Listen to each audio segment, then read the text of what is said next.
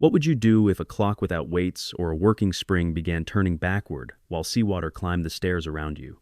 On her first night inside Saltmere Mill, 22-year-old cartographer Marion Vale heard 13 bells echo through the flooded ruin. Hours earlier, she had been publicly accused of falsifying a government map and forced to accept the worthless mill instead of 6 years of wages. When the clock stopped, its hand pointed to the same mysterious symbol her employer had ordered, removed from every copy of her survey. Then lanterns appeared along the seawall.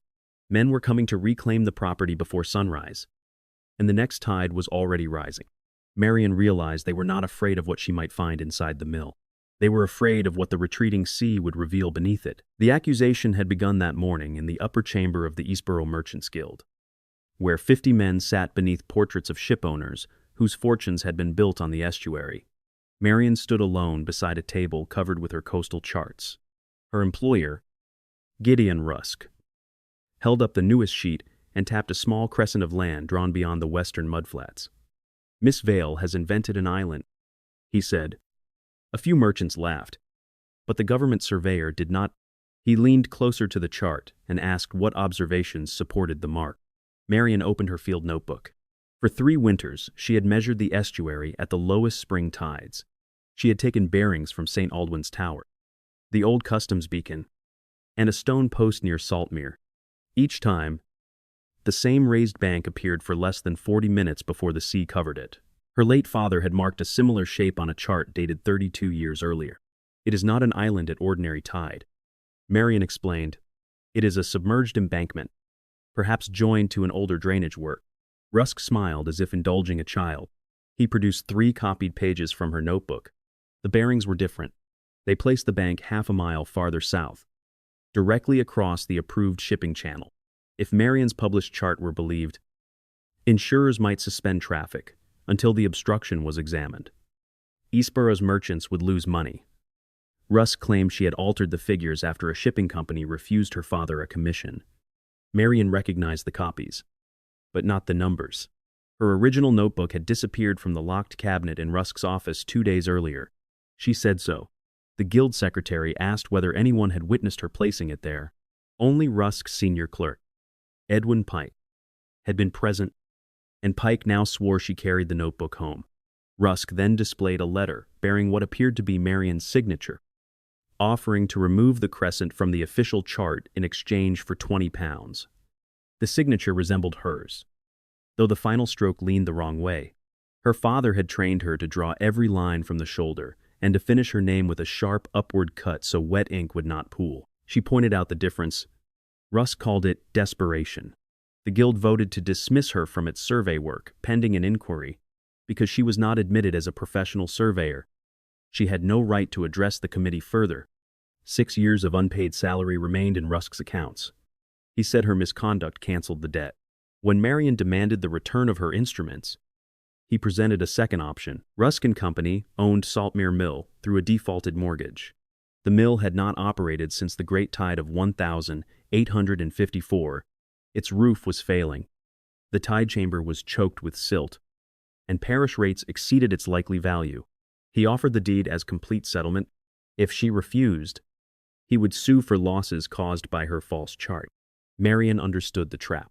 Acceptance made her responsible for a ruin. Refusal left her penniless, while Rusk told every employer in the county that she was a fraud. She studied the deed. Saltmere Mill included the building, the mill pond, the stone causeway, and all ancient appurtenances to the western tide mark. That last phrase caught her attention. Modern deeds usually named measured boundaries. Ancient appurtenances suggested rights old enough to predate the current seawall. She asked for 10 minutes to inspect the company's title abstract. Rusk refused, saying the offer would expire before the meeting ended. Marion signed, adding beneath her name property accepted without admission regarding disputed survey. The solicitor frowned, but the guild had already begun discussing the next item. Rusk handed her one iron key. "Try not to drown," he murmured. Her father's brass compass, a folding rule, 2 pencils, and the clothes she wore were all she recovered from the office. Pike blocked her from the instrument room. Outside, rain drove across the Eastboro Quay. Marian had 4 shillings and 7 pence in her purse. Not enough for lodging beyond a few nights. Saltmere lay 9 miles west. She paid 6 pence for a place on a carrier's cart and walked the final 3 miles after the road turned to mud. The estuary widened under a colorless afternoon sky. Salt grass bent in the wind. On the inland side, fields lay behind a high earthen bank patched with new gray stone. On the seaward side, mudflats stretched toward a line of black water. Saltmere village occupied a low ridge around a square-towered church. People stopped working as Marian passed with Rusk's deed folded inside her coat. News had traveled faster than the cart. A fish seller called out that the Mapmaker had come to find her imaginary island. 2 boys followed her until an older woman sent them away with a basket. The woman introduced herself as Agnes Reed, widow of the last miller's assistant.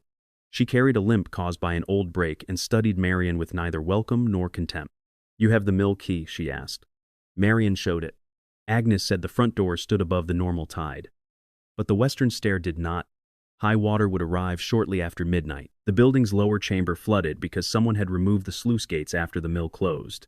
"Why remove gates from a mill one still owns?" Marian asked. Agnes looked toward the fields. "That depends on whether one wanted to stop the water or stop people asking where it went." She would say no more in the road. Saltmere Mill stood half a mile beyond the village at the end of a stone causeway. It was larger than Marian expected. 4 stories of dark brick built around an older core of dressed limestone. One water wheel remained on the estuary side, its paddles broken and furred with weed. The opposite wheel pit had been filled with rubble. A narrow tower rose from the roof, holding a clock face visible from both land and water. Neither face showed the correct hour. The inland dial pointed to 4, the seaward dial to 9.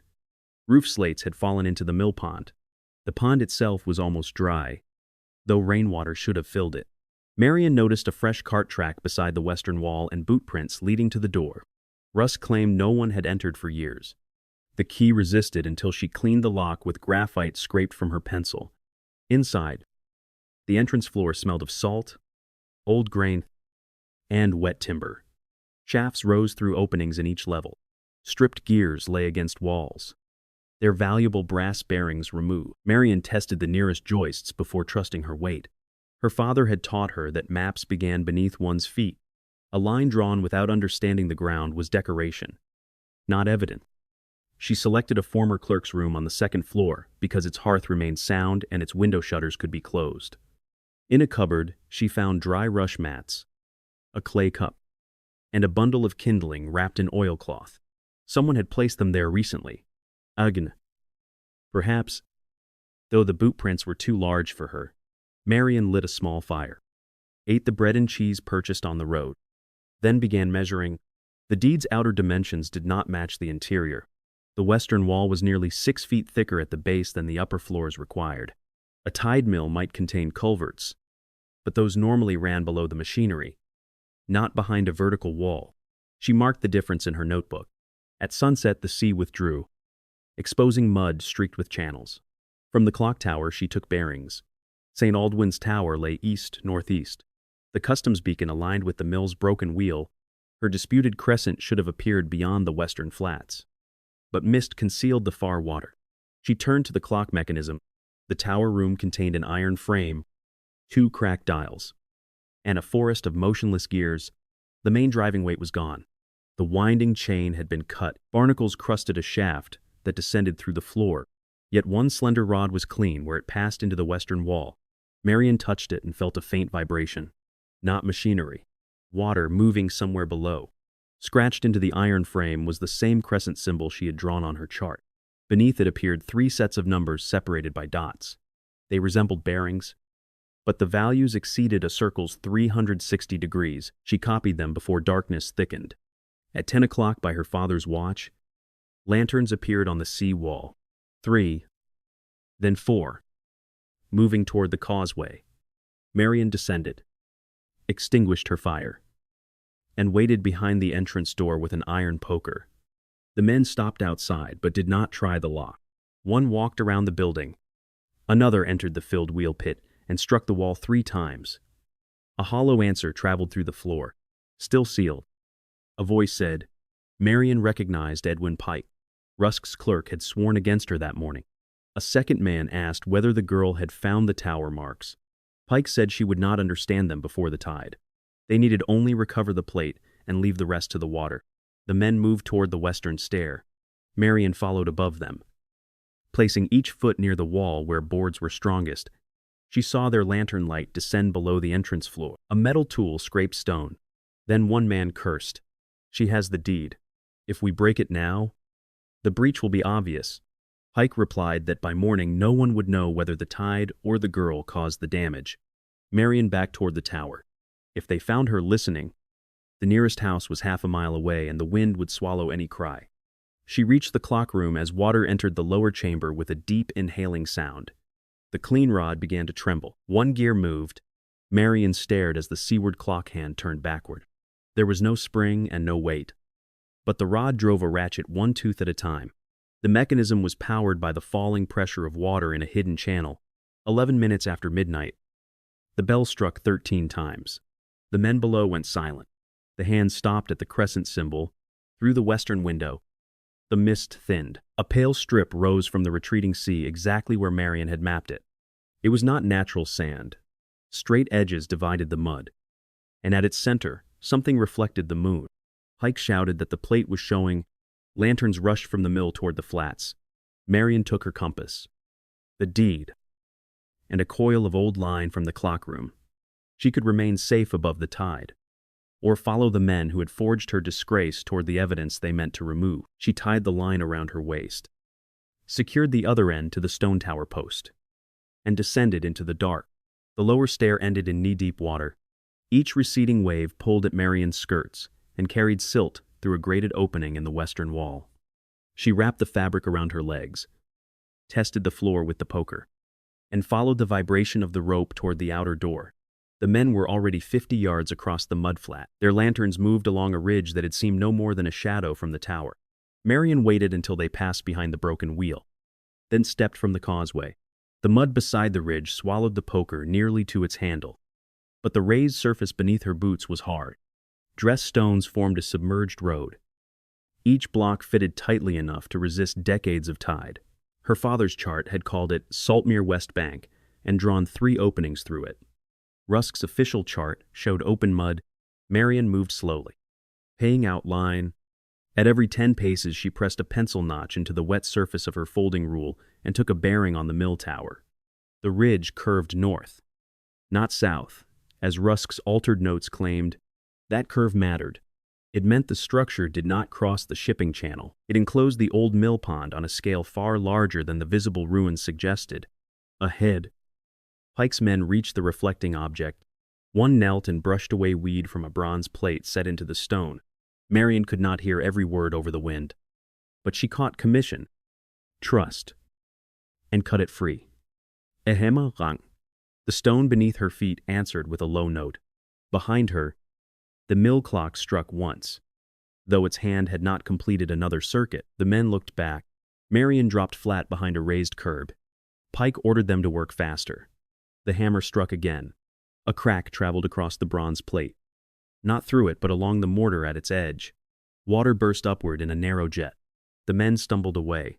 Within seconds, the hard ridge began to tremble. Marion understood before they did. The plate was not a marker laid on solid ground. It covered a control chamber under pressure. Removing it at low tide could open a gate when the sea returned. "Stop striking it," she shouted. Pike swung his lantern toward her. Surprise became anger. "Go back to the mill. You will break the bank. The bank is already broken." He told the laborers to seize her. Marion pulled the rope twice, testing its anchor, and backed toward the causeway. The men were heavier and sank whenever they stepped off the stone ridge. She remained on the fitted blocks, using the compass bearing she had taken. One laborer reached for her sleeve. Marion sidestepped, and his leg plunged into mud above the knee. She could have left him, but the incoming tide had begun to spread silver across the flats. She looped the rope under his arms and ordered the other man to pull. Together they freed him. Pike used the delay to wrench at the loosened plate with an iron bar. The bronze lifted 1 inch. A deeper surge sounded beneath the ridge. Marion drove the poker between the plate and bar, forcing Pike's tool sideways. If that gate opens under a spring tide, The water will follow the old pond channel inland. You know nothing about it. Then why did you come before sunrise? Pike struck her shoulder. She fell against the curb, losing the poker. The rescued laborer, a broad dockhand with a scarred chin, did not move to help Pike again. He stared at water pulsing through the mortar. She pulled me out, he said, and she may be right. Pike threatened to blacklist both men from every Eastborough quay. The second laborer lowered his hammer anyway. Neither had been told the plate controlled water. Pike tried to lift it alone. The dockhand seized his coat and dragged him back, just as a returning wave swept over the ridge. Marion shouted for everyone to take the rope. They moved hand over hand toward the mill while the sea erased the stone behind them. Pike fought until the water reached his waist. Then fear overcame pride, and he clung to the line like the others. They reached the outer stair as the bronze plate vanished beneath black water. Inside, the tide rose through the grating, but remained below the entrance floor. Marion examined the dockhand's leg. It was bruised, not broken. His name was Caleb Moss. The other man was his cousin Ben. Rusk had hired them to recover a company survey plate, claiming Marion intended to sell it to smugglers. Neither had known Pike planned to loosen a gate. Pike denied everything. Marion asked why his tool bore fresh bronze filings. He turned toward the door. Caleb blocked him. You walk when the water drops, he said. Until then, you answer. Pike offered money. Caleb laughed without humor. Rusk already owed him for 2 weeks unloading stone. Marion led them to the clerk's room, relit the fire, and placed 4 clay cups around it. She had only 1 serving of tea leaves. Avs arrived before dawn carrying a kettle, blankets, and oatcakes, as if she had expected the mill to collect trouble. She looked once at Pike and said she remembered him as a boy, sent to ask her husband where the West Gate key had gone. Pike's face tightened. Agnes poured tea for everyone except herself. Marion asked what the bronze plate marked.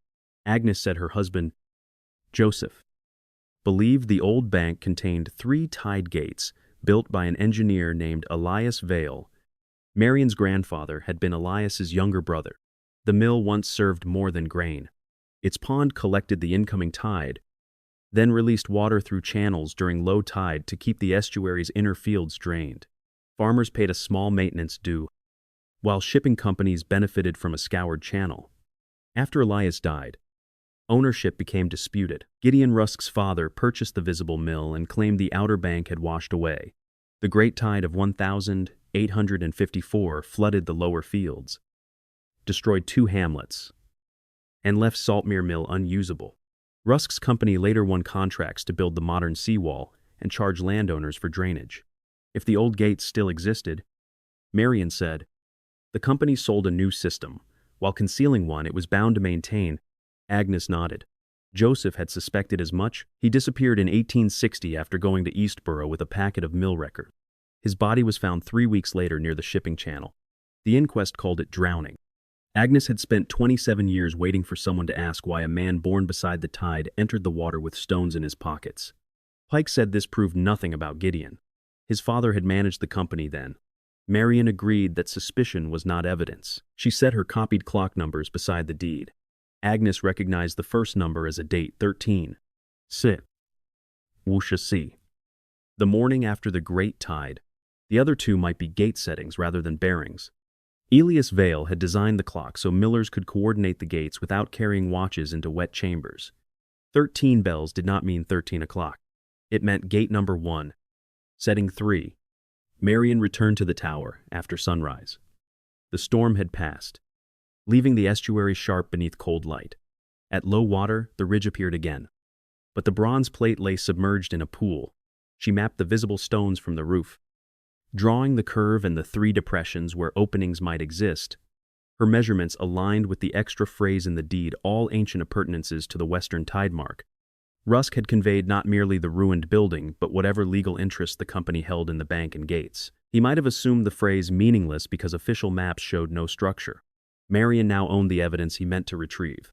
Ownership, however, did not prove his fraud or restore her reputation. Pike demanded release. Marion had no authority to detain him. So Caleb and Ben escorted him to the village constable and gave statements about the attempted removal. The constable, Henry Lobb, listened reluctantly. Rusk and Company paid for the village coal supply and employed his eldest son. He wrote down only that Pike inspected a plate and that no property was taken. Marion insisted he include the blow to her shoulder. Lobb asked whether anyone saw it. Galib had. The constable added one line. By noon, Rusk arrived in a closed carriage with a solicitor and 2 county officers. He claimed Marion had lured his clerk onto dangerous flats, assaulted him, and stolen company information. Marion produced her deed. The solicitor read the appurtenance clause twice. Rusk said it referred to vanished works and did not grant the right to obstruct navigation. Marion replied that she had obstructed nothing. Pike had attempted to remove a plate from property conveyed that morning. Caleb and Ben repeated what happened. Rusk called them indebted drunkards. Agnes stepped from the gathered villagers and said Pike had asked about the West Gate key 27 years earlier. Rusk's public composure faltered. He recovered quickly and offered Marion £15 to reverse the settlement. That was more cash than she had ever possessed at once, but less than a tenth of her unpaid wages. Yesterday you called it worthless, she said. Yesterday I was being charitable. Then remain charitable. Pay the wages you owe and return my notebooks and instruments. After that, we may discuss access for an independent inspection. Rusk told the officers the mill was unsafe. They could condemn it before an inspection. Marion invited them to examine the occupied room, but not to enter the tidal chamber until she had shored the stair and understood the gates. One officer, a practical man named Sergeant Renford, agreed. Rusk could not demolish a conveyed property merely because he regretted the bargain. He left with Pike, promising that parish rates, repair notices, and navigation law would accomplish what Marion's pride prevented. By evening, the promise had begun. A rate demand for £11 arrived from the parish clerk. A county notice required Marion to secure the causeway railing within 7 days. A harbor notice ordered removal of any obstruction she had placed on the western flats. She possessed 4 shillings and 1 penny after buying nail. Agnes offered her spare room. Marion refused to abandon the mill because Rusk might enter as soon as she left. Instead, Agnes moved into the clerk's room for 3 nights and brought an old dog named Tiller, whose hearing remained better than his teeth. Caleb returned with timber, rejected from a key repair. Sound enough for braces, if the rotten ends were cut away. He and Ben expected wages, eventually, but for the first week they would accept meals and a written share in any lawful salvage. Marion recorded every agreement. She would not rebuild justice using invisible labor. They began with survival. The roof could not be replaced, so they patched the worst openings with sailcloth and repaired gutters to direct rain into barrels. They fenced the broken stair, strengthened the entrance floor, and installed a rope handrail along the causeway. Agnes cleaned the clerk's room and a neighboring grain office. Marion sold 2 iron gear rims that were clearly detached scrap, earning £1 9 shillings after the carter's fee. She spent 6 shillings on lime, 4 on rope, 3 on lamp oil, and set the rest aside for rates. Each expense entered a new account book. On the 3rd day, a fisherman named Owen Price brought a bent anchor hook and asked whether Marion could plot a safe line through the inner creek. The official channel had silted since summer, damaging 2 boats. She surveyed from shore and produced a temporary bearing table tied to visible landmarks. Owen paid a shilling and returned the next morning with 3 more fishermen. Mapping, not milling, became Saltmere's first income. Marion charged modestly, dated every chart, recorded the tide observed, and gave each customer a copy of the limitations. Rusk had taught the guild to call precision fraud. She would answer with work no honest person could misunderstand. During the first week, Marion examined the clock at each low tide. The hand moved backward by varying distances. 13 bells sounded only when the moon and tide produced the lowest water. A second pointer hidden behind the inland dial shifted according to pressure in a vertical pipe. When she cleaned its scale, she found 3 letters, W, C, and E. West Gate, Center Gate, East Gate. Thin rods connected the clock to the wall, but 2 had been deliberately severed. The remaining western rods still transmitted pressure from below. The clock was a remote indicator. It told the miller whether a gate stood open and by how much. The numbers scratched into the frame were instructions left after the 1854 flood. Gate 1. Setting 3. Gate 4, no. Perhaps the date. Marian could not yet distinguish the code. In the thick western wall, she found 3 plugged openings at shoulder height. One retained a corroded speaking tube. When Caleb called from the tide chamber, his voice emerged in the tower as a whisper. The millers had coordinated machinery across 4 floors without leaving their posts. At the base of the wall, behind stacked stones, Pike's men had struck. Marian discovered a narrow iron door. It opened inward only when the tide was below half. The key was missing. Scratches around the lock showed someone had tried picks years earlier. But the hinges were concealed, and the frame too strong to pry. Agnes remembered Joseph carrying a long brass key on a red cord. It had not been found on his body.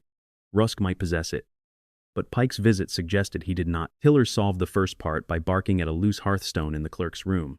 Beneath it lay no key. Only a child's slate wrapped in rotten cloth. Lines covered both sides, a sequence of tide heights, clock positions, and short verses. Agnes recognized Joseph's hand. He had hidden records in ordinary places because Rusk searched cupboards and trunks after his death. One verse read, "When Aldwin loses sight of flame, the westward tooth shall bear my name." Marian climbed the tower at sunset. From the seaward window, St. Aldwin's tower remained visible until the sun touched the horizon.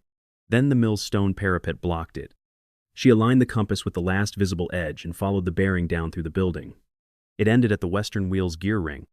Most wooden teeth had rotted away. One replacement tooth was bronze beneath black paint. Caleb removed its retaining pin. Inside the hollow tooth lay Joseph's brass key, green with age, but protected by grease. Agnes held it for a long time before handing it to Marian. "He meant someone to finish," she said. "Not necessarily me." They waited for the next low tide. Marian, Caleb, and Agnes descended with lamps tied high on their bodies. The key turned after careful cleaning. The iron door opened onto a passage inside the old sea wall. Narrow enough that their shoulders brushed stone, its floor sloped toward the estuary. Lime deposits marked decades of seepage. But the ceiling remained stable under massive fitted blocks. Marian measured every 20 feet and drew the turns. After 60 yards, they reached a circular chamber containing 3 vertical control screws. The western screw was connected to the clock rod. The center and east linkages had been cut with a saw. On the wall hung a bronze diagram of the drainage network. It showed the submerged bank enclosing a tidal reservoir, 3 gates discharging into the shipping channel, and 5 inland culverts reaching fields now owned or drained by Rusk's company. At the bottom, an inscription read, "Saltmer Tidal Trust. For the maintenance of common drainage and safe passage." Agnes whispered, "The names of villages ruined in 1854. Marian traced the diagram. If all 3 gates had been closed before the great tide, the reservoir would have overflowed inland. If one gate had been deliberately disabled, pressure might have breached the pond bank. The official account said an exceptional tide destroyed a primitive mill. This diagram suggested a managed system failed because someone changed its settings. Behind the control screws stood a locked cabinet. Joseph's key did not fit. The cabinet door bore 3 rotating brass discs engraved with tide symbols. Marian copied them rather than force the mechanism. As Caleb leaned near the center screw, he heard water on the other side, not the rhythmic pulse of the sea. A steady inland flow. The old culverts were still receiving drainage from the fields. With the discharge gates closed, where did that water go? Marian compared the diagram with modern maps. One line should empty beneath the visible mill pond. Yet the pond remained dry even after rain. Someone had diverted the flow. The passage continued east but had collapsed beyond the chamber. They returned before the tide rose. Outside, a red notice had been nailed to the mill door. The parish declared the property a public danger and scheduled an auction in 14 days unless Marian paid rates and completed repairs certified by a surveyor. The notice was signed by Parish Chairman Gideon Rusk. The auction notice changed the village's curiosity into calculation. Some residents advised Marian to take Rusk's £15 before the parish swallowed the property. Others suspected the discovery would make her wealthy and began offering help in exchange for shares she had never promised.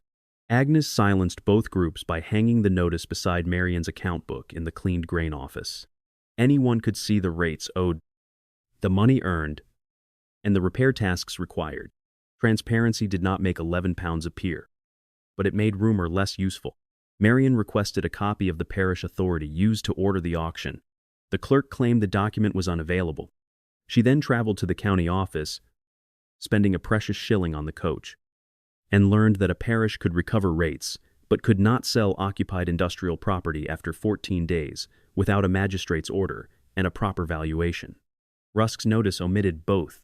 It was pressure disguised as inevitability. She filed an objection, gaining 21 days, and returned with 6 certified copies. 1 went on the mill door, 1 went to Sergeant Renford, 1 remained beneath Agnes's mattress. Marion expected anger. Rusk answered with efficiency. Eastboro harbor masters stopped accepting charts from an unlicensed woman. Fishermen using her bearings were warned that their insurance would be canceled. Owen Price continued to hire her. But 3 others withdrew. The timber merchant demanded cash before delivery. The parish wellkeeper refused Agnes extra water, claiming mill residents were not villagers. Rusk did not need to break the law openly. He controlled enough ordinary permissions to make lawful survival expensive. Marion turned to work that did not require his approval. Saltmere farmers had paid drainage fees for years without knowing where the water traveled. She offered to measure individual ditches and identify blockages for 6 pence per field, with payment delayed until after improvement. Her first client was Ruth Cobb, a tenant whose lower pasture remained wet even in summer. Marion used a level made from a glass tube, 2 staffs, and 20 yards of Caleb's rope. She discovered the ditch floor rose near the seawall instead of falling. New stonework had been laid 18 inches too high, trapping water inlet. Rusk's company had charged Ruth twice to deepen a ditch that could never drain through its outlet. Caleb lowered the final section under Marion's mark. The pasture began drying within a week. Ruth paid 6 pence and sent milk. More farmers came. Marion mapped 23 ditches and compared their levels with the bronze diagram. 4 should have fed the old center culvert. Instead, recent clay pipes turned them south toward a pumping station owned by Rusk and Company. Landowners paid the company to lift water that gravity had once carried freely. The old system's concealment was not merely historical. It produced current income. Still, that finding did not prove who altered the pipes or whether the title trust remained legally valid. Marion needed records. The locked cabinet in the control chamber might contain them, but its rotating discs resisted guesswork. Each disc carried 8 symbols: full moon, half moon, new moon, 3 wave heights, a star, and a bell. Joseph's slate included verses about moonlight and teeth.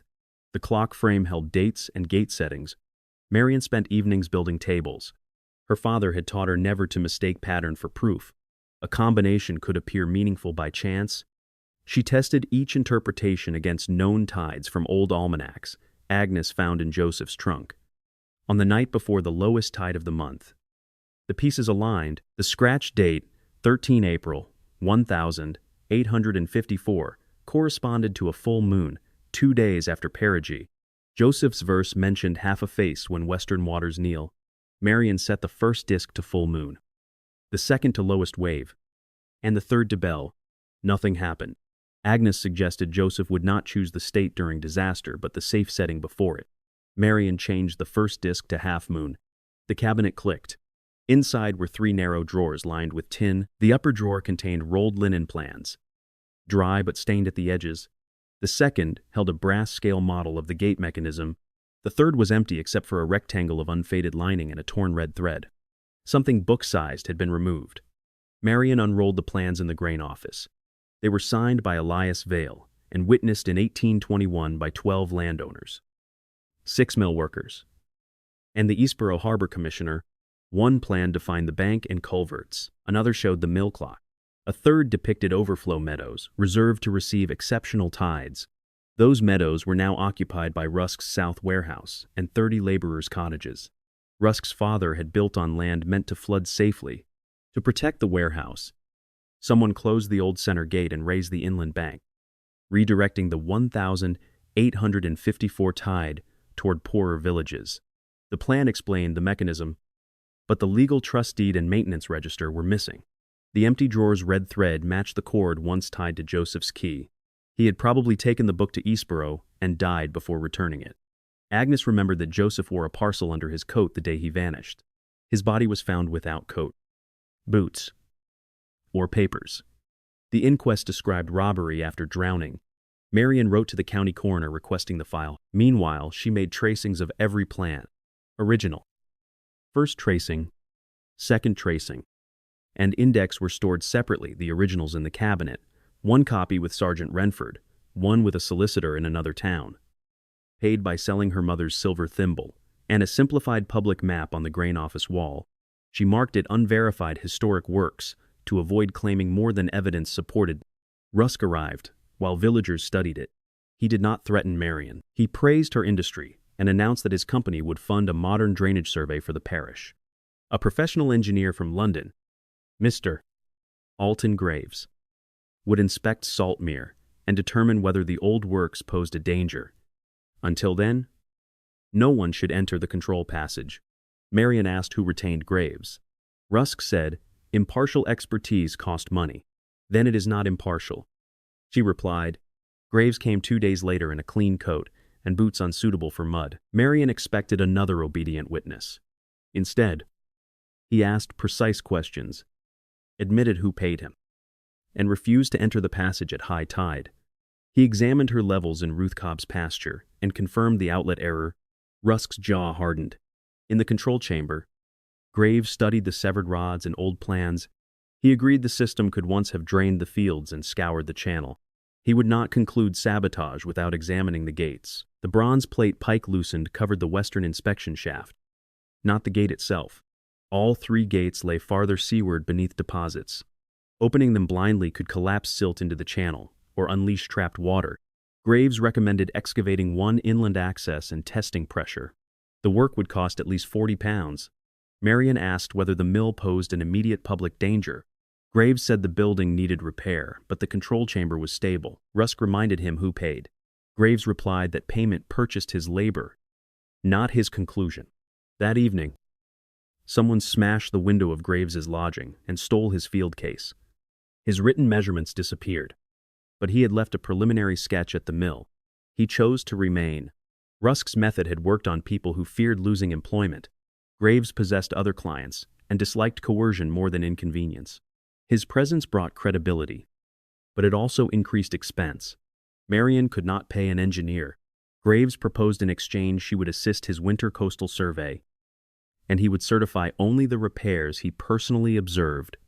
No false generosity, no invisible debt. They wrote the terms and signed 2 copies. Under his direction, Caleb and Ben replaced 3 joist braces, capped a cracked chimney, and installed a proper causeway rail using salvaged chain. Graves certified those items, weakening the parish's condemnation claim. Income improved.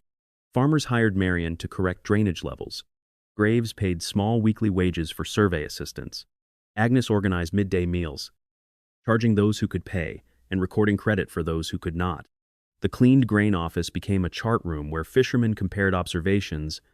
Marion pinned blank sheets beside her own maps and invited corrections with names and dates. Accuracy became communal rather than proprietary.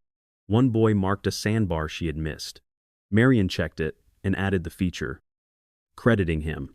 People who had laughed at her imaginary island began trusting a map that admitted change. The mill itself improved slowly. They cleared one upper floor, glazed 6 windows with mismatched panes, and repaired half the north roof before winter rain. The water wheel remained broken.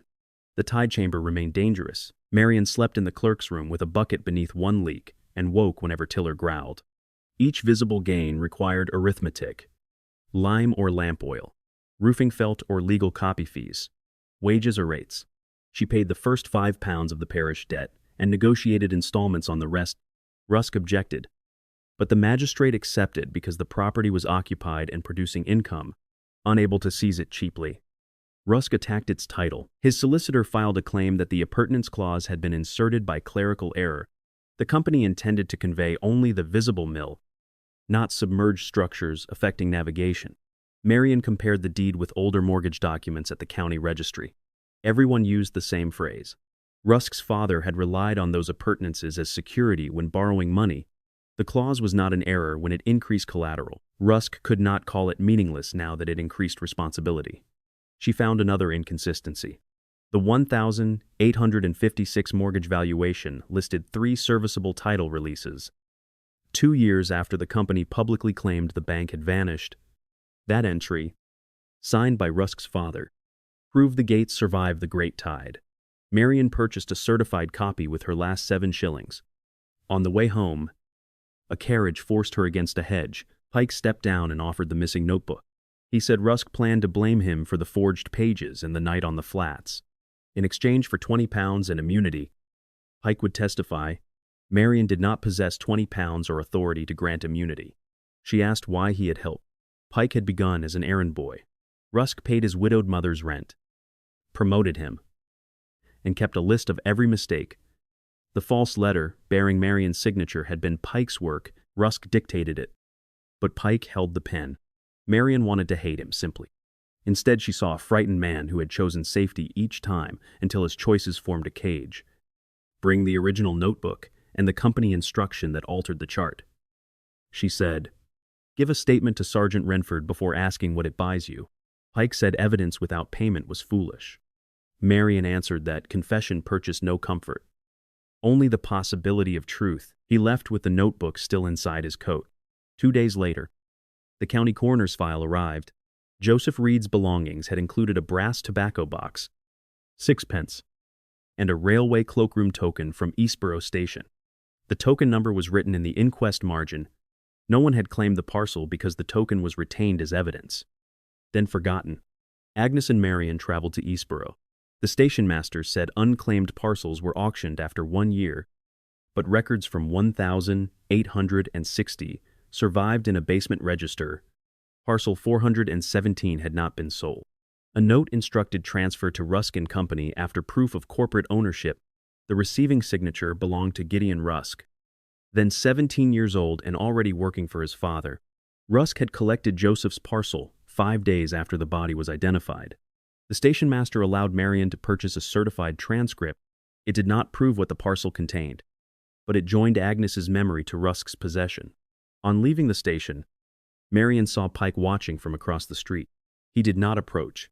That night, fire broke out in Saltmere's chart room. Hiller's barking woke Agnes before smoke reached the stairs. Marion found oil burning beneath the public map and flames climbing the wall. They formed a bucket line from the rain barrels. Caleb tore down the burning plaster. Graves carried the plan tracings through a window. The fire destroyed the chart room, 2 weeks of drainage notes, and most of Agnes's food stores, but not the original plans locked below. On the wet floor lay a broken bottle bearing the mark of Rusk's warehouse supplier. That was suggestive, not conclusive. More useful were footprints outside. One boot had a triangular repair at the heel. Constable Lobb measured it. At first, he resisted searching Rusk property. Then he learned his eldest son had been sleeping in a warehouse cottage located on the old overflow meadow. If Marion's map was right, the next exceptional tide endangered him. Lobb obtained authority to inspect workers leaving the warehouse. The repaired boot belonged to a night watchman named Samuel Dace. Dace claimed Pike paid him to frighten Marion. Pike could not be found. Rusk expressed outrage and dismissed Dace publicly. Privately, he accelerated construction on the modern seawall. Wagons dumped clay and stone into a depression, Marion's historic plan identified as the Center Gate's inland relief channel. Graves warned that blocking it before winter tides could increase pressure beneath the mill. Rusk produced a harbor permit issued by a commissioner who owned shares in his company. Marion filed for an injunction, but the hearing was set 12 days away. The highest predicted tide of the season would arrive in 9. For 9 days, the estuary became a clock everyone could read. Winds strengthened from the northeast. Barometers fell. Fishermen dragged boats above ordinary high water. Farmers cleared ditches under Marion's instructions, but the blocked relief channel remained behind Rusk's guards. Graves calculated that if the tide reached the predicted height while inland rain continued, pressure would seek the weakest point. That might be the patched mill pond, the workers' cottages, or the old control passage. No calculation could identify which because 2 gates had not been inspected. Marion proposed opening the western gate 1/4 using the surviving screw. Graves refused without knowing whether its seaward mouth was clear. A trapped mass of silt could release suddenly, undermining the bank. They needed a sounding from the bronze inspection shaft. At the next low tide, Marion, Caleb, Graves. And Owen crossed the ridge on ropes. The plate Pike loosened could now be raised by hand. Beneath it, a shaft descended 12 feet to a horizontal tunnel. Graves lowered a weighted line. At 8 feet, it struck soft silt. At 11, it touched iron. The western gate remained in place. They inserted a narrow pipe and flushed a small passage with hand-pumped water. On the returning tide, pressure reached the control rod more smoothly, and the clock hand moved without its former jerks. A quarter opening might be possible. The center gate presented the larger problem. Rusk's new fill pressed directly above its inland channel. If pressure rose, that fill could behave as a plug until it failed all at once. Marion posted copies of Graves's warning in Saltmere and the warehouse cottages. Rusk's guards removed them. Constable Lobb replaced them under county seal. For the first time, Rusk confronted opposition from an official he considered owned. He threatened Lobb's son's job. Lobb answered that employment meant little if the cottage drowned. Rusk moved the warehouse families to upper rooms for one night, but refused to halt work or open the relief channel. Admitting danger would support Marion's injunction. The tide arrived with darkness. Rain drove horizontally across the causeway. Marion stationed observers at the mill tower, the inland ditches, and the workers' cottages. They used lantern codes, 1 light for rising within prediction, 2 for 6 inches above, 3 for evacuation. Agnes remained in the clock room recording hand positions. Graves and Caleb waited in the control chamber. Marion moved between them through the speaking tube. At 9, the tide passed the first mark. At 10, it stood 4 inches above prediction because wind held water inside the estuary. Inland drainage continued pouring toward closed gates.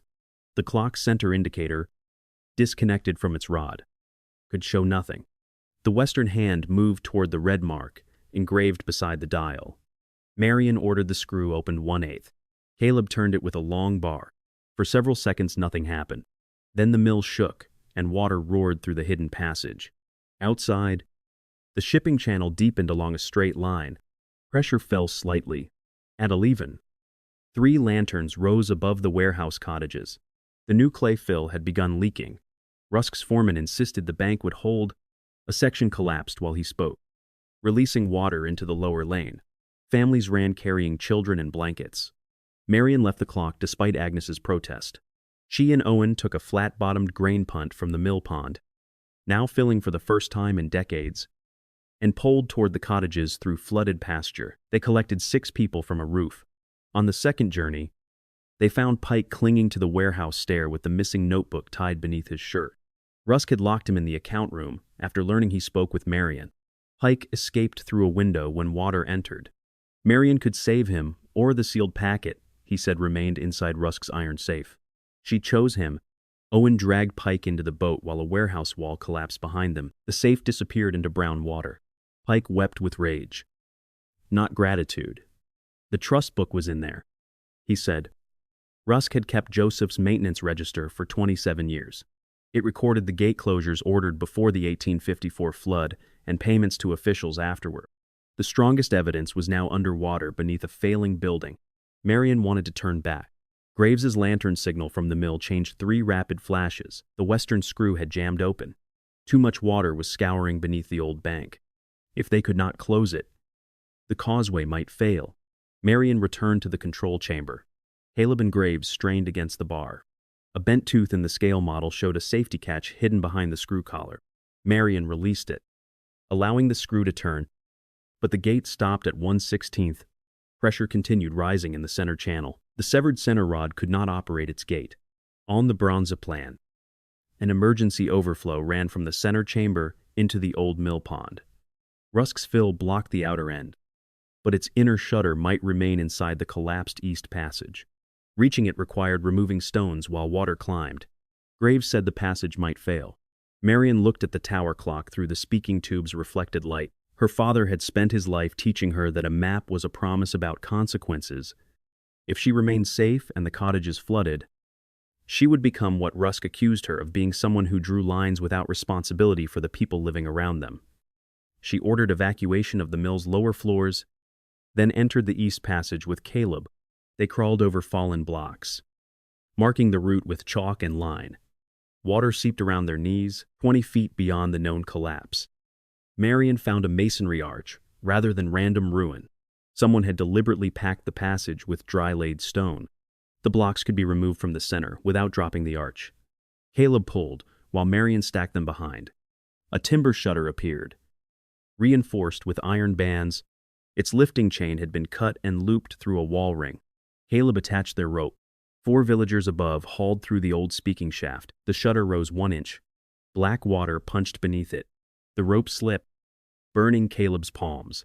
Marion wedged the folding rule into the ratchet, long enough for him to reset the knot. The second pull raised the shutter a foot. Water exploded through the overflow toward the mill pond. Pressure in the center chamber dropped. Outside, the dry pond became a lake, receiving the surge that would otherwise strike the cottages. The system Elias Vale designed had worked after 33 years, but the force tore away the mill's-filled eastern wheel pit. Masonry crashed into the tide chamber. Caleb shoved Marion through the arch before a beam fell. His left ankle was trapped beneath a stone. Water rose around his chest.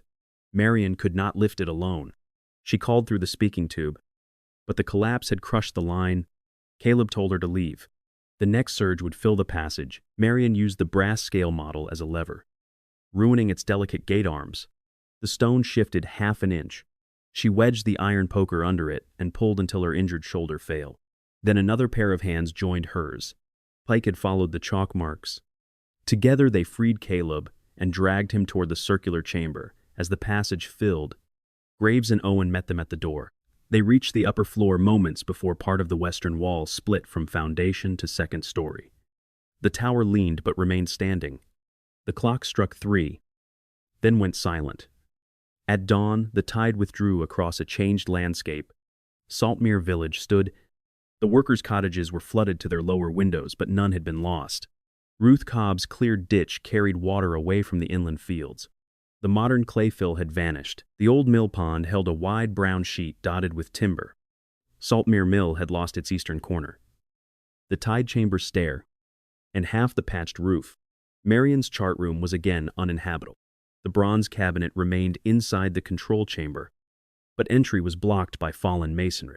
The submerged bank had suffered a breach near the western inspection shaft.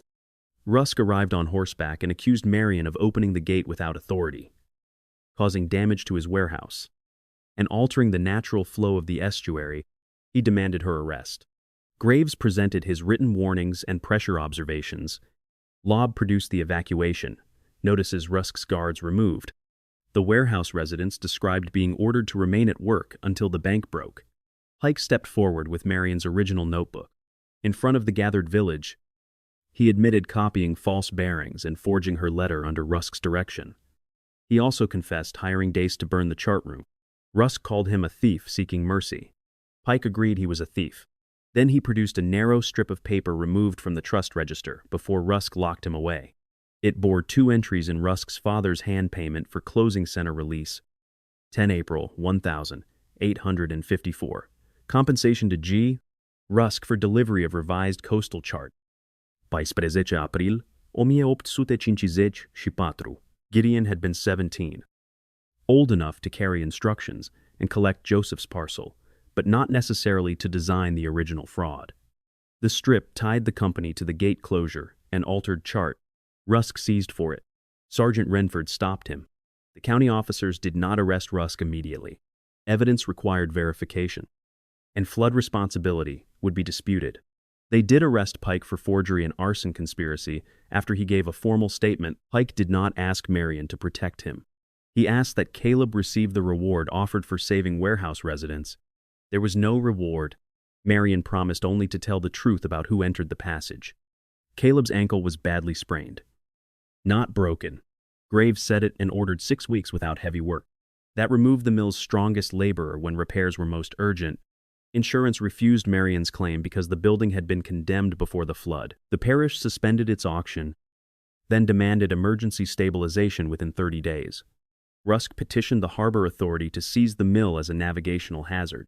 The village praised Marion for one morning, but praise did not buy beams. Some farmers whose fields stayed dry offered labor. Warehouse families brought salvaged brick.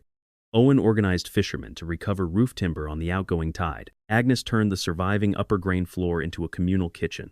Marian accepted help only after recording it as gifts.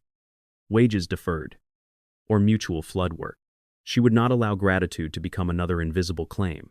Graves examined the split wall. Saving the whole building was impossible. The eastern corner would have to be dismantled deliberately. The tower could be braced. The control chamber might be accessed from inland by excavating the reopened overflow, but not until water fell. Cost for stabilization, 28 pounds in materials, even with donated labor. Marian had 3 pounds, 2 shillings. She considered selling the property back to Rusk, under conditions requiring maintenance of the gates. Agnes said a promise from Rusk was another kind of flood mark evidence that water had already passed, not protection against the next tide. Marian traveled to Eastborough to petition the magistrate for temporary control of drainage fees. Farmers were paying Rusk's company for a pumping system that had failed, while Saltmere's old overflow saved them. The magistrate would not transfer fees without a civil ruling. He did, however, authorize an emergency subscription supervised by the parish and require Rusk to preserve warehouse records. Rusk reported that the trust register had washed away. Marian asked for permission to search the flooded ruins. Rusk refused on safety grounds. Graves offered to supervise.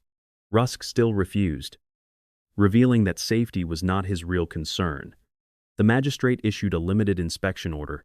At low tide, Marian, Graves, Renford, and 2 neutral laborers entered the warehouse. The iron safe lay beneath fallen beams. Its door had opened when the frame twisted. Inside remained soaked account books, a pistol, title papers, and an empty red leather cover.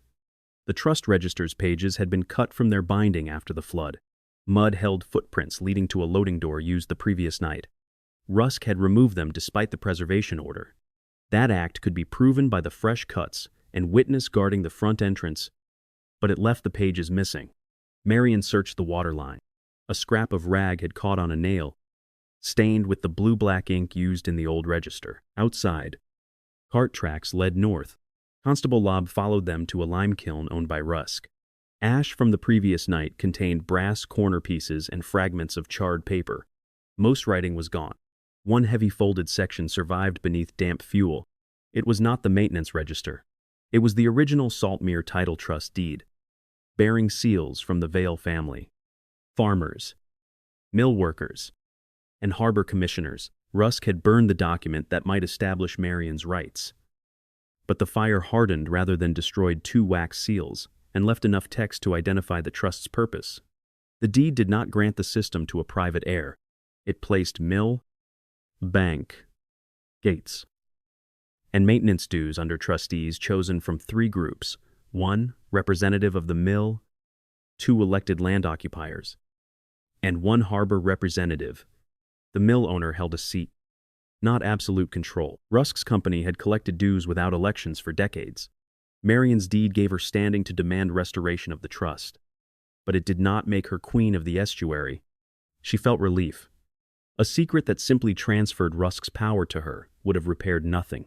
The trust required shared authority. Proving continuity remained difficult. The surviving deed lacked the final schedule naming boundaries. Elias's plan supplied those.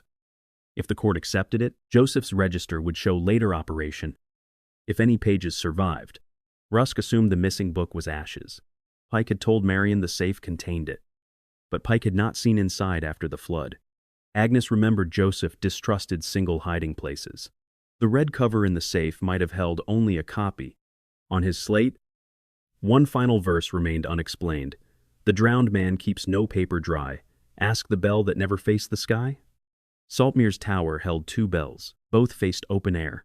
Agnes said the old mill also had a warning bell below the grain floor, used when gates moved. It had been removed before Joseph's death. Marian searched the surviving machinery inventory.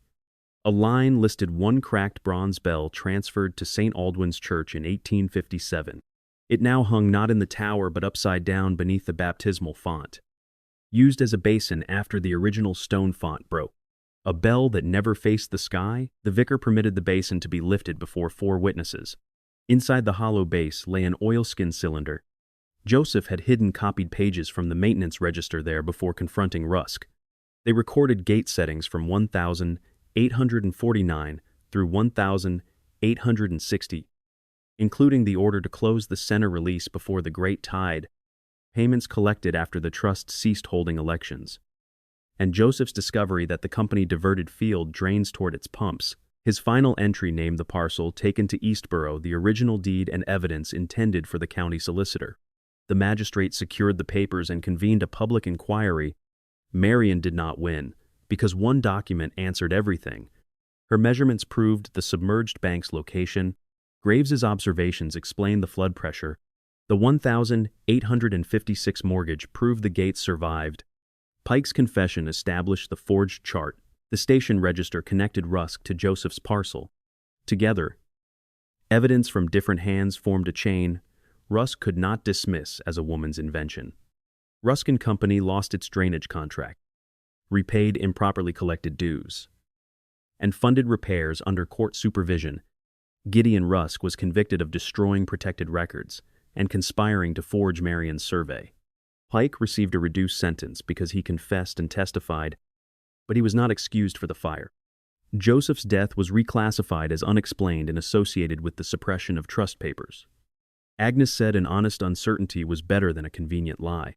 The Saltmere Title Trust was restored with elected farmers, a harbor representative, and Marion holding the mill seat. Over 3 years, engineers repaired one gate at a time and rebuilt the overflow, while the stable western floors became a chart room, tide school, and workshop. Marion earned her living surveying drains, training apprentices, and publishing charts corrected by fishermen's observations. Caleb became maintenance foreman. Agnes kept Joseph's slate beside the public register. The clock was restored last. Its hands still moved backward as the tide withdrew, because that was how Elias designed it, not to count hours, but to show water returning safely to the sea. On the first winter evening, when all 3 gates answered their indicators, 13 bells crossed the estuary. Farmers checked their ditches. Harbor crews noted the channel depth, and students climbed the tower with notebooks. Marion stood at the seaward window holding her father's compass. The crescent bank appeared below, exactly where her disputed map had placed it. Powerful men had called that line imaginary because admitting it existed would expose what they owed. Now it was measured after every spring tide, signed by those who observed it, and kept in copies throughout the villages. Saltmere held no treasure. Its legacy was a system of shared water and shared knowledge. Marion restored its purpose by making that knowledge public, and the mill restored her by proving that a true line remained true even when authority ordered it erased.